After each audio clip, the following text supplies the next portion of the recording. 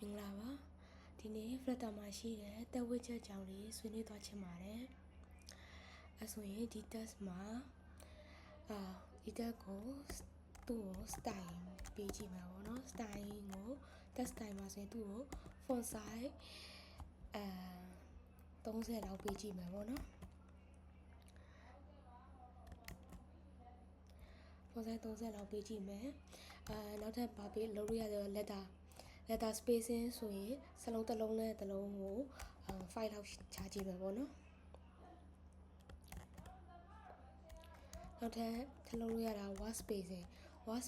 ကကျတော့စကားစုတစ်ခုစုနဲ့စစုကို5လောက်ချကြည့်ကြည့်မယ်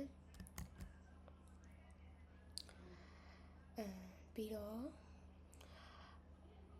font style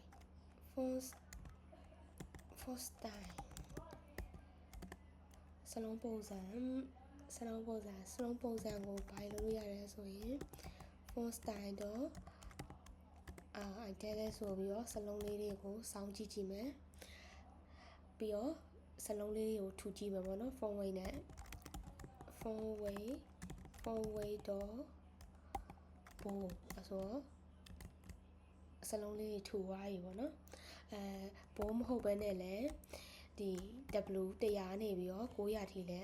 စလုံးကိုနှစ်သက်တယ်လို့မျိုးထူလို့ရတယ်ပေါ့နော်ပြီးတော့စလုံးရဲ့အယောင်လေးတွေချိန်ကြည့်မယ်စလုံး color တော့ red စလုံးလေးနေသွားပြီပေါ့နော်ပြီးသူ့ရဲ့စလုံးရဲ့ background နောက်မှာရှိတဲ့ background ကိုလည်းထပ်ပြီးတော့ change ကြည့်လို့ရပါတယ်color တော့ amber နဲ့ change ကြည့်ဟုတ် background color နဲ့စလုံးရင်းနောက်က background ရောင်လေးချိန်သွားပြီပေါ့နော်ပြီးတော့ဘာထပ်လုပ်လို့ရသေးလဲဆိုရင်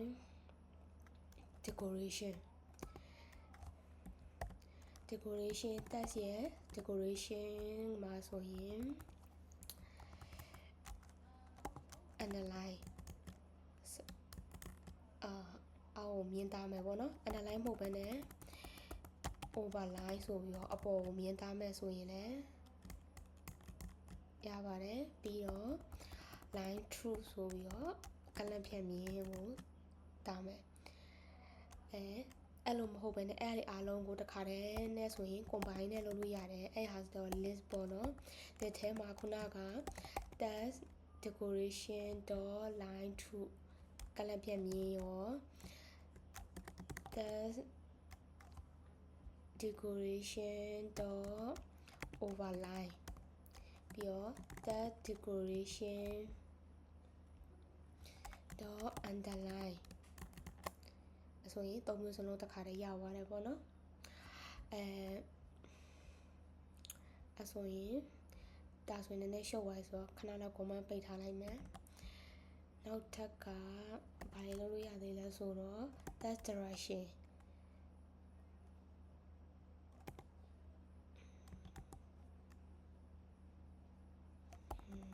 text style နဲ့မှမဟုတ်ဘူး text direction နဲ့text direction စလုံးကိုအဲ့ဒီဘယ်ဘက်ကနေပြီးတော့ညာဘက်ကိုသွားမယ်ဆိုတဲ့ပုံစံမျိုးအဲ့လိုသွားမယ်ဒါမှမဟုတ်ရင်လည်း RDL ဆိုပြီးတော့ညာဘက်ကနေပြီးတော့ဘယ်ဘက်ကိုသွားမယ်ဆိုတဲ့ပုံစံမျိုးအဲ့လိုမျိုးလည်းလုပ်လို့ရသေးတယ်ပေါ့နော်ပြီးတော့ဒီအရောင်ကို background ရောက်ခဏ comment ပိတ်လိုက်မယ်တက်အလိုင်းဆိုတာကြတော့ တက်အလိုင်းကိုအလိုင်းစလုံးအလိုင်းချမယ်ပေါ့နော်အလိုင်းကိုစင်တာမှာပဲထားမှာလားစင်တာမှာပေါ့နော်စင်တာမှာလားဒါမှမဟုတ် step စားတဲ့နေရာနေထားမှာလားဒါမှမဟုတ်ရင်လည်းဟိုဘက်ချမ်းကနေထားမှာလားဘယ်လေးညာကြီးလဲရသေးရပေါ့နော်ဘယ်ဘက်ထားမယ်ဒါမှမဟုတ်ရင်လည်း right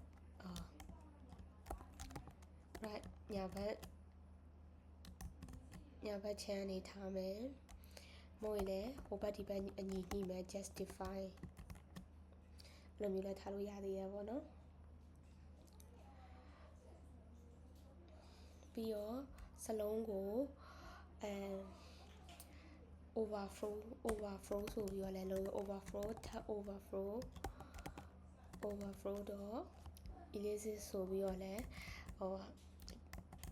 ဒါကြတော့ justify လုပ်ပြီးတော့မှဒီဘက် channel ကိုဖြစ်နေရဆိုတော့ခဏလေးသူ့ကို